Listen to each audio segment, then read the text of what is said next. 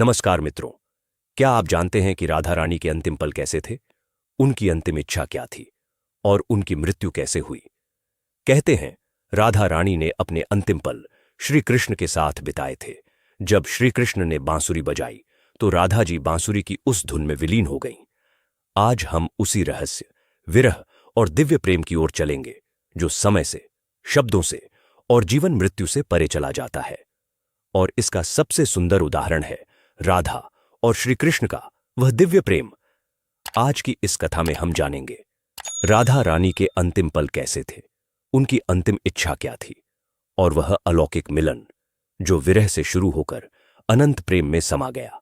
तो आइए चलते हैं राधा रानी के अंतिम पलों की ओर, जहां प्रेम अपना सबसे सुंदर, सबसे शुद्ध रूप ले लेता है। यह कथा तब शुरू होती है जब वृंदावन में कृष्ण और राधा की पहली मुलाकात होती है। कहते हैं जब प्रेम की बात होती है तो श्री कृष्ण राधा के प्रेम की मिसाल सबसे पहले आती है। राधा कृष्ण के प्रेम को जीवात्मा और परमात्मा का मिलन कहा जाता है। राधा कृष्ण के दैवीय स्वरूप को जानती थीं। कृष्ण राधा के निर्मल भक्ति से भरे हृदय को पहचानते थे। दोनों अलग अलग होकर भी एक दूसरे के भीतर ही रहते थे। उन्होंने जिंदगी भर अपने मन में प्रेम की स्मृतियों को बनाए रखा। उनका प्रेम स्पर्श से नहीं, आत्मिक अनुभूति से चलता था। कहा जाता है कि श्री कृष्ण को केवल दो ही चीजें सबसे अधिक प्रिय थीं। ये दोनों चीजें भी आपस में एक दूसरे से गहराई से जुड़ी हुई थीं, बांसुरी और राधा। कृष्ण की बांसुरी की धुन ही थी जिससे राधा श्री कृष्ण की तरफ खींची चली गई। राधा की वजह से श्री कृष्ण बांसुरी को हमेशा अपने पास ही रखते थे।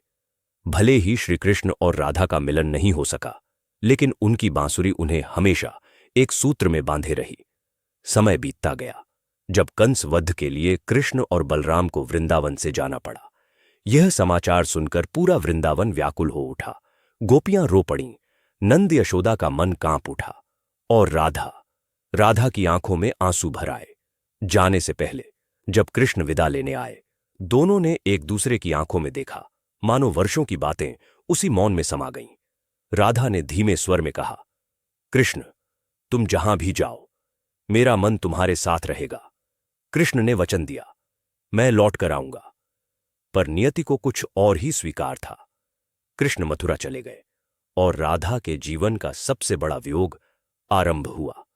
कृष्ण के चले जाने के बाद वृंदावन वैसा नहीं रहा। यमुना बहती थी, पर उसका संगीत खो गया था।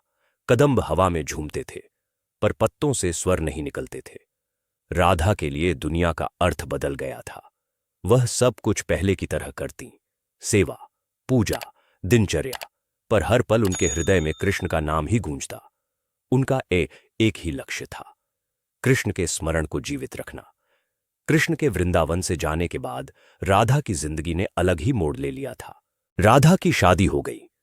राधा ने अपने दाम्पत्य जीवन की सारी रस्में निभाई, लेकिन उनका मन तब भी कृष्ण के लिए समर्पित था। राधा ने पत्नी के तौर पर अपने सारे कर्तव्य पूरे किए।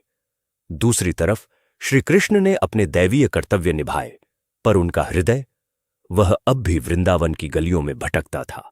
बांसुरी बजाते हुए वह अक्सर अतीत में खो जाते। उनकी धुनों में आज भी राधा जी की छाया थी। राधा जी ने जीवन भर अपने धर्म निभाए। अपने कर्तव्यों से मुक्त होने के बाद उन्होंने मन में निश्चय किया कि अब श्री कृष्ण से अंतिम बार मिलना है, और वे द्वारका के लिए निकल पड़ी। जब वह द्वारका पहुंची तो उन्होंने कृष्ण के रुक्मिणी और सत्यभामा से विवाह के बारे में सुना, लेकिन वह दुखी नहीं हुई, क्योंकि उनके प्रेम में स्वामित्व नहीं था, केवल समर्पण था। पहली दृष्टि में कृष्ण ने उन्हें पहचान लिया। उनका हृदय भर आया। दोनों संकेतों की भाषा में एक दूसरे से काफी देर तक बातें करते रहे। राधा ने आग्रह किया कि कोई उन्हें पहचान न पाए। कृष्ण ने उन्हें महल में एक देविका का स्थान दिया। राधा दिन भर महल में रहती थीं और महल से युद्ध कार्य देखती थीं। मौका मिलते ही वह कृष्ण के दर्शन कर लेती थीं, लेकिन महल में राधा ने श्री कृष्ण के साथ पहले की तरह का आध्यात्मिक जुड़ाव महसूस नहीं हुआ। वृंदावन जैसा सान्निध्य वह यहां संभव नहीं था।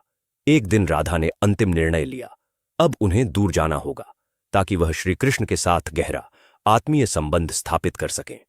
कृष्ण जानते थे कि राधा कहां जा रही है, पर रोक नहीं सके। क्योंकि राधा को मार्ग उन्हें ही दिखाना था। धीरे धीरे राधा वृंदावन की ओर बढ़ी और वहीं रहने लगीं। वह कमजोर होती गईं, अकेली पड़ती गईं, पर उनकी साधना गहरी होती गई। अब राधा का शरीर क्षीण था, पर मन पूर्ण, संतुष्ट, कृष्ण रस से भरा। उन्हें आभास था अंतिम क्षण निकट है।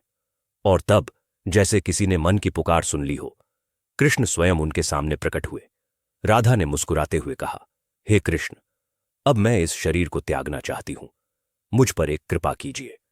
जब मैं प्राण त्यागूं, आप मेरे सामने हों और अपनी बांसुरी बजाएं। कृष्ण मौन रहे, आंखें भर आईं, पर उन्होंने राधा की अंतिम इच्छा स्वीकार की। कृष्ण ने अपने अधरों पर बांसुरी रखी, एक मधुर, दिव्य और विलक्षण धुन बजाई। वृंदावन फिर से जीवित हो उठा। पेड़ों ने झूमना शुरू किया, प्रकृति मानो शांत हो गई। राधा जी उस धुन में खोती चली गईं, धीरे धीरे गहराई से, प्रेम की पराकाष्ठा में, धीरे धीरे समाधि की अवस्था में चली गईं। और उसी धुन में उनकी आत्मा परमात्मा में समा गई। राधा जी ने शरीर छोड़ दिया और वह कृष्ण में समा गई। जब राधा जी का शरीर शांत हुआ, कृष्ण के हाथ कांप उठे। उन्होंने बांसुरी को देखा, वही बांसुरी जिसने उन्हें राधा से जोड़ा था, वही बांसुरी जिसने प्रेम को अमर किया था। पर आज वही बांसुरी उनकी सबसे बड़ी पीड़ा का कारण बनी। कहा जाता है तब कृष्ण ने बांसुरी को तोड़कर यमुना में फेंक दिया और फिर जीवन भर कभी बांसुरी नहीं बजाई, क्योंकि बांसुरी तो राधा थी और राधा अब शरीर रूप में नहीं थी। राधा जी की मृत्यु को मृत्यु कहना गलत है। वह एक दिव्य मिलन था, जहां प्रेम, भक्ति और आत्मा सब परमात्मा में समा गए। इसीलिए दुनिया कहती है राधा कृष्ण दो नहीं हैं, वे एक ही आत्मा के दो रूप हैं। उनका प्रेम आकाश की तरह असीम है, समुद्र की तरह गहरा और युगों तक अमर। कृष्ण भगवान है, उनकी लीला दैवीय है, पर राधा प्रेम का स्वरूप है, भक्ति का अंतिम चरण, समर्पण की पराकाष्ठा। इसीलिए संसार में प्रेम का उल्लेख हो तो सबसे पहले राधा कृष्ण का नाम लिया जाता है। प्रिय मित्रों, राधा कृष्ण की यह कथा हमें सिखाती है कि प्रेम केवल साथ रहने का नाम नहीं, बल्कि उस समर्पण का स्वरूप है जो दूरी, समय और परिस्थिति से परे होता है। राधा रानी ने अपने अंतिम क्षणों में भी कृष्ण को ही स्मरण किया, क्योंकि उनका प्रेम शारीरिक नहीं, आध्यात्मिक था। इसलिए जीवन में यदि प्रेम करो तो राधा कृष्ण की तरह करो, निर्मल हृदय से। यही राधा रानी का संदेश है। प्रेम में खो नहीं, प्रेम में स्वयं को पालो। उम्मीद करते हैं कि यह कथा आपको पसंद आई हो। यदि हां, तो वीडियो को लाइक करें, शेयर करें और कमेंट में राधे कृष्ण अवश्य लिखें। धन्यवाद।